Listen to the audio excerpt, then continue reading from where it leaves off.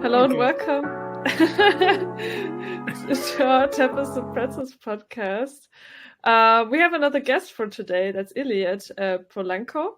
And he was the head of analytics of Scotiabank, global head of analytics and big data as HSBC, head of anti-financial crime technology architecture for US Deutsche Bank, and also head of data innovation at Citi.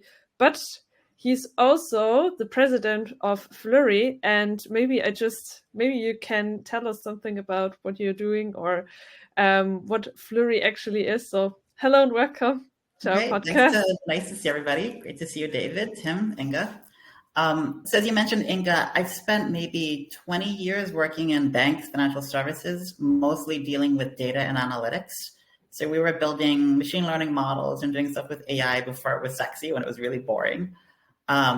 In most of my career, we've learned that like dealing with data is really hard. Data is really ugly. It's messy. The bigger the company, the more global it is, the more nothing ticks and ties, nothing reconciles. If we needed to build a model, sometimes the business would come and say, "Hey, I want to build a pricing model," and I need it in 12 weeks. We'd probably spend the first 10 weeks like, "Where's the data? Like, help me get access to the data. Let's clean the data," and then you'd race the last 2 weeks to try to actually build your model. Every project was a heart attack, and we used to go, "There's got to be a better way to figure out how do we connect data, how do we link it, how do we clean it, but just do it a little bit more intelligently so that it's not a heart attack every time we want to consume the data."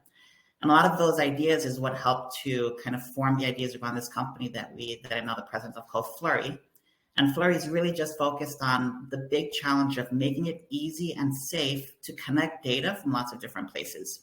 And we think that most of the use cases for data that are really exciting right now are the ones where you're bringing data together from lots of different places, even in ways that we didn't even anticipate in advance.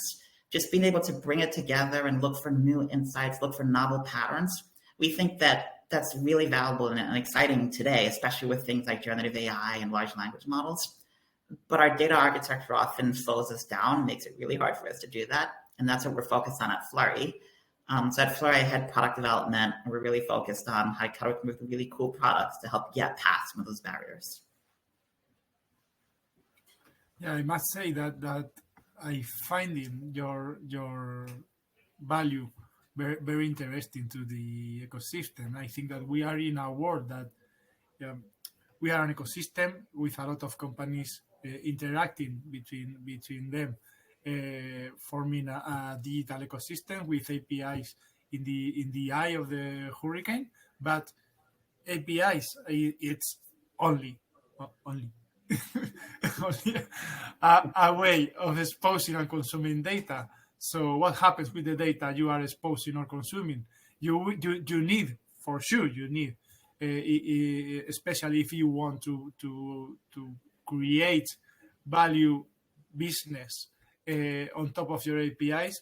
Of course, you need a good data strategy with a good data governance in place, and also, of course, a good data architecture. So we've seen, particularly in the last 2 years, we've seen kind of this interesting trend with data where like our relationship with data has really changed.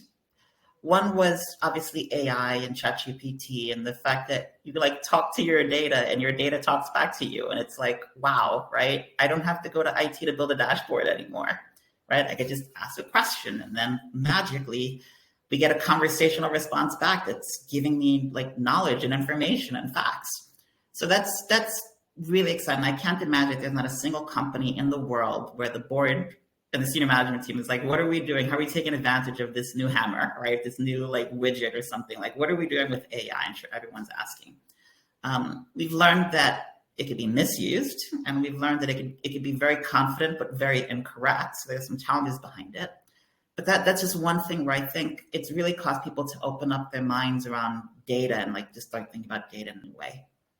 The other interesting thing was COVID, right? When COVID happened, everyone realized how little they knew about what was going on in the world if they didn't have access to information about their partners and their suppliers, and if they couldn't see the ecosystem as a whole. And all of a sudden, everyone was flying blind, and people who thought they had access to lots of information all of a sudden realized, I only have a tiny picture of what's going on in this really big, messy, complicated world. And so more and more what we're seeing is that just being effective with data today just requires, I've got to be able to have access to it. I got to be able to connect it. I need to understand it. And when I can do that, I can actually start to answer some of the tough questions that we have in the world. But it's exciting because, again, we're able to interact with it in ways that we couldn't a year ago. Absolutely agree. And I think you just mentioned the new hammer AI. And I think a good hammer needs a good nail, unless you don't, it's a useless hammer. On your point of view, what is really like, how can companies tackle that problem of get good data quality? I mean, you have so much experience in the industry and they have seen so many companies in different sizes.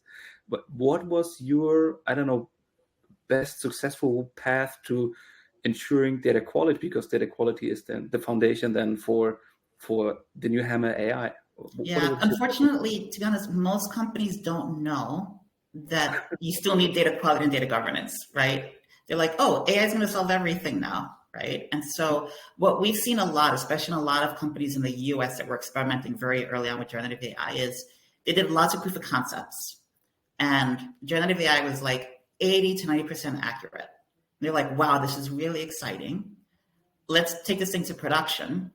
But the 10% that it got wrong was like devastating to the business. And they said, oof, AI is dangerous. Let me pull back. And so we're seeing a lot of companies are coming back and like they have a hype cycle. It's like we're past the hype and now we're in the what they call the trough of disillusionment, right? It's like, AI is all hype. And now we're seeing some of the bad impacts of not well thought through AI projects. And Tim, the reason why is exactly what you said, right? Which is people didn't give thought to, it's still garbage in, garbage out, right? You feed an AI model bad data, it's going to generate bad results. It's going to be very confident. It'll be very poetic as it's giving you bad results, but it's still going to give you bad results. And so to your point, it really does come down to, I think, 3 things to make AI successful today. So the first thing is meaning and understanding, right? Like, as I mentioned before, we don't all, especially in the same company, we don't all speak the same language, right? I used to work in banking, and in banking, we talked a lot about credits and debits. The word credit could mean 10,000 things to 10,000 people, right? If I'm talking to a loan officer, credit means one thing. If I'm talking to an accountant, credit means something completely different. So imagine if we're giving information to LLMs and saying, I want you to calculate credits, but we weren't specific on, wait, what did you mean by credit? Did you mean what the accountant meant, or what did you mean what the loan officer meant? And so that, I think, one thing that we need to do if we want to get AI better and want to have a good foundation for data quality is we have to have meaning, we have to have semantics, right? There are best practices for how to address this. One way to do this is you can say, look, whenever I'm talking about credit, the loan, I'm going to call that credit A. When I'm talking about credit, the accounting on the general ledger, I'm going to call that credit B. And therefore, if I'm talking about credit, but I mean credit A, I'll say credit A. And if I'm talking about credit B, I'll say credit B. And that way there's no confusion. And so a lot of that is just basically what we say, adding semantics to data, right? Putting in rich meaning, but making it really disambiguous what we mean when we use words, right? Because we're going to have a concept, we're going to give each concept a specific ID and a way to like call it back and refer to it so that we're not confused. And so I consider that to be kind of the first good foundation if we're going to be doing kind of effective stuff with LLM, right? Let's just make sure we're clear what we mean. Second thing is trust. Most LLMs were built on reading the entire internet. One thing I don't trust is the entire internet. So one of the things that we're going to need to do is if we're going to be effective with using these new tools, we need to know where the data came from. We need to know who asserted each individual statement of fact, right? We need to know that we can trust that person. And how? Because we need to know that certain processes underwent a good curation process, right? But in order to do that, we have to have lots of lineage and we have to keep track of ownership. We have to keep track of like who's actually touching data. And if the data touches, I need to know. So there's a lot of like good governance and a lot of kind of good hygiene that's required in order to make sure that we can be successful and effective with these applications. And the third thing that we've seen when a lot of these applications fail is control. And by that, what I mean is today, people take data and scrape it and they steal it and they throw it into the machine and let the machine kind of generate new information from that. But the people who owned the data never gave permission for it. And there's a lot of people that are really scared about using AI because they're like, wait a second, if I use ChatGPT or if I use Mistral or if I use, Mosaic, pick whatever LLM, are they going to steal my data and are they going to use it to train their models? And are people going to make money off of my data? So I think a really good foundation for having kind of an effective AI program really looks at those three things, right? It looks at meaning and context. Do we have a really good way of describing what the data means so that there's no confusion, especially if you're sharing it with different people? Did we tackle trust? Like, do I have a process that ensures that the data is of high quality and I know because I know exactly who touched it? And do I give control to the people who own the data so that people don't misuse it? And I think if we can tackle those three things, we should be able to see kind of much better AI applications going forward and much more successful ones in big companies. Yeah, absolutely agree, and I agree with you with that. Those three points are key, and they are quite often, misvalued. Why? Because people tend to think that the AI is magic. You through the data, as you have said, to the AI, and the AI will understand everything magically. It will create great and amazing content also, by Holy Trinity, so it's difficult to do that. So when you apply, one thing is to approach AI to the mass market, which is what OpenAI is doing through ChatGPT, Sora, and many other solutions. But if you want to apply AI to a company, yeah, that's another business. You have to take care about those three points, and also and governance is you need to control everything you are doing with your data and with your infrastructure.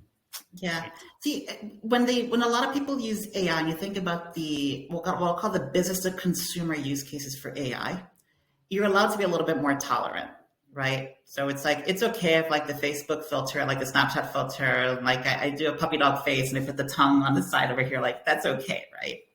Enterprise, you don't have like that luxury, right? You gotta be 99.99% good for certain use cases, right? And unfortunately, in most businesses, ChatGPT doesn't know your business, right? The ChatGPT was trained on very general knowledge, which is powerful because that's how it knows how to mimic human language, but it's not effective at helping you answer questions factually if you want to do stuff with your business, right? Now, we trust APIs, right? Because we trust that whoever built the API constructed it and provided the right constraints and provided the right documentation so that if I'm calling this API, if I pass certain parameters in, I get certain information back out, right? And so what we think is a more effective use of LLMs for the enterprise, at least today, things are always changing. It's a very fast-moving space. But imagine for a second that instead of trying to teach the LLM all of your company's knowledge, imagine if you can teach the LLM how to find authoritative information, authoritative knowledge, right? Teach the LLM how to call the API to get to the data as opposed to trying to teach the AI how to interpret what a credit or debit means, right? But make sure that when we construct the information around the query of the API, that we have all that semantic context nearby. And so in the kind of AI space, they call that RAG training, or retrieval augmented generation, which is teach the machine how to go find the data rather than teaching the machine to like create the answer itself. And that's a lot of what we do. Is a lot of what we focus on is, if we can do that, kind of point the machine in the right direction, we can then take care of the quality, the control, the trust, the things that are going to make the AI more effective and less prone to hallucination or getting wrong answers. Absolutely true. And I think two things you just said, like that teased at me, is actually like, usually ChatGPT doesn't know how your internal business process works. If it does, you have to raise a different question. Sorry. But can you elaborate, like how can you really, I mean, okay, I have so many questions in mind, but what do you think is the how can you really ensure, I mean, you teased it already, but like, how can you really ensure that the upcoming projects in an enterprise context will ensure that they have a solid foundation, a data foundation, to provide AI-based applications or use cases that really make sense? What is it that the organization have to do, and how much time and effort Yeah. it will take? Like, maybe you can... The one thing that I'd suggest, right? And it's not necessarily new technology, but it's the one thing that I've seen that has the biggest bang for the buck for the least amount of money or cost. And it's just because of the way that AIs naturally work. So we did this very interesting experiment where we have a bunch of data in database tables. And normally when we're going to do this kind of retrieval augmented generation, or RAG, what we want to do is we want to teach the system how to go and fetch the right answer by basically teaching it how enough about my data to go write a SQL query to go pull the data out. And when you do that, the machine knows SQL because it's read every single textbook that you can write about how to write good SQL, right? So that's why some of the most successful use cases for AI today are things like developer co-pilots, where you have like AI working side by side with a business analyst or with a developer to just go through and make sure they can help write code. So one thing you do is you can teach the machine how to write SQL code to go fetch information, but the system tends to get it right or wrong because it's hard for the system to like read a SQL table. There's not a lot of information, it's just a table, right? All you have is a schema. You just have a table name and a column name. And so you have to do a lot of training if you want to like get the data readable and usable for the machine. Now, if we took the same data and instead of teaching the machine how to write SQL, we took the same exact data and we express it as an ontology, a semantic ontology. And I said, I'm going to ask you the same question. I'm not going to change the data, but I want you to write the question as a semantic query as opposed to a SQL query. Like magic, you get 3 times better results without changing the data at all. Now, if you take the data itself and you convert it from a SQL, like a relational database table, and you convert it into a knowledge graph, you get 6 times the performance. And so I would say if you wanted to start creating a foundation for really effective AI, I would say start to adopt semantics, knowledge graph, semantic ontologies as a way to express or understand your data. It's the fastest, easiest way to get the machines to start fundamentally understanding your data better. And that's because at the end of the day, AI models are nothing more than these massive graphs and interconnections and linkages and relationships. So they just naturally understand relationships in a graph form compared to a bunch of tables that you have to do an inner join or an outer join or those kinds of things to connect the dots.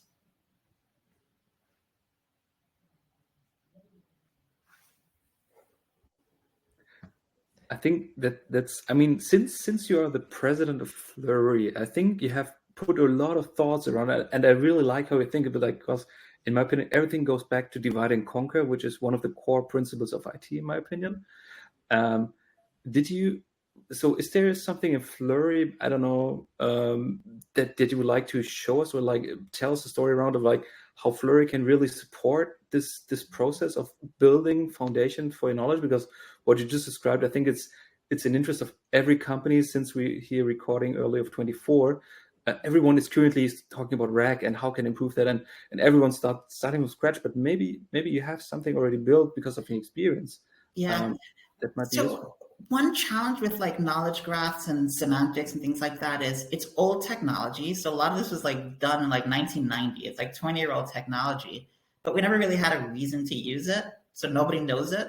And so there's very few people inside most companies that understand semantic layers and understand triples. And it's so different from the relational world. And the problem is that for every one person who knows like semantics and understands like triples and Sparkle and knowledge graphs, there's like 500 people that know Excel, database tables, and SQL. So that's always been the big challenge. That's why it's been very difficult to adopt this. And so as Fluree, one of the things we focus on is how do we make it easier for business people who don't understand triples, right? How do we make it really easy for them to start getting up to speed and at least glide path into knowledge graphs? And one big way to do that is to say, I've got 40 years, 50 years of data and databases and tables and mainframe files. Like, how am I going to get that? How am I going to convert that into knowledge, and how do I get that into a knowledge graph? And so we've been focusing on how do we simplify that process by using machine learning to help convert structured information that doesn't have semantics to allow you to layer semantics on top of it. And then I'll see if I can share my screen, and maybe Tim, I can kind of show you a demo, because it's easier if you can see it versus talking about it. So let me share my screen. And then let me know if you can see my screen, okay? We can see it. Okay, great. So this is one of our applications, which is called Fluree Sense. Fluree Sense is all about making sense out of your data. And there's usually two parts to this. There's one part here where on the left-hand side, I have a lot of different ontologies or different data dictionaries. So here I have a model that just describes certain terms. I have a customer, I have a product. Then if I click on it, my product has to have a name, a description. So it's just a way for me to describe a model of the world that I care about. And in most companies, we don't just have one model, we use lots of different vocabularies. So maybe I have one vocabulary that I use for medicinal products. This is for like a sample pharmaceutical company. I have another ontology or another data dictionary that talks about substances. And so again, I have lots of different vocabularies. As I was mentioning before, each of these terms has a lot of rich information next to it. So each of these terms has a unique ID. And then each of these concepts also has a unique ID. And so the goal is if I can scan through, if I can read data, and if I can connect it to these codes, I can now start to convert this into knowledge. I can start to build a graph. So this is one side of my world where I have ontologies. I have the business terms, the way people think, the way business people think, right? The way that they've modeled their world. And then on the other hand, I have applications and databases. And I'm going to pick on SAP just because it's one of the most widely used systems, and it's also one of the most cryptic and inscrutable systems that people need to work with. So SAP has a whole bunch of tables in it, and all the tables have all these different code names. So if I go in and I look at a specific table, so I come back and I look at the data sample, and it's like, what is this thing, right? This table means something. All these codes, everything here means something specific to SAP, but this doesn't mean anything to a business user or to an AI or an LLM. And usually that's the biggest problem, is you have to try to figure out, how do I convert this information that's really important and it has a lot of meaning, but it doesn't have a lot of meaning outside of the context of the application? How do we add that context back in? And one of the ways that we can do it is by mapping different columns and different terms that are in this table to one of my ontologies. So and I'll just kind of come back and take a look at a different version of SAP. If I look at this SAP data set, so I've run through this SAP data set through a classification process. In the classification process, it's looking at every column, and it's creating a profile, or what we call a feature vector, for every column. And based on this feature vector, it's trying to predict what kind of information is being communicated in this column. And then people who are subject matter experts can vote. They can say, I agree with you or I disagree with you. And you go through that and you start running this for every column. And soon enough, you can start to see some patterns form. And now here, the system is predicting that this table in SAP could be described in lots of different ways. It could be describing these terms from this vocabulary, or it's a product in the other vocabulary. It's a pharmaceutical product in another vocabulary. And so these are all system-generated relationships that we can then just push a button and I start exporting it into our graph. And now if I start asking questions about products, in essence, I've taught an LLM how to read SAP data without it knowing anything about SAP. And I just want you to take that example, just think it through all of your systems, right? So not just your ERP, but your HR system and your finance system and your accounting platform and your business process management software, et cetera. There's so much rich information that's just trapped because it was written by an application, that if we can go through these processes of teaching machines how to find the meaning and then add the meaning to it and then just push a button convert it into a graph, this is how you can start to create a really good foundation. This is what we call step one in the foundation for an effective LLM. We still have to clean the data. There's still a lot more to go, but this is like what we consider to be the foundational step. So, Tim, you want? That's an awesome feature. And I was thinking, like, because we had these divide and conquer processes, and most companies struggling, like having everything stored in relational, but the LLM accuracy increases if you provide something in an ontology, as you explained previously. And now you can basically run all your current systems and create kind of automatically with SMEs in the process, but create local ontologies. And then you have multiple LLMs that talk to each other. And then you can basically really easily create this company or enterprise-wide brain, because it has a lot of distributed knowledge about certain topics.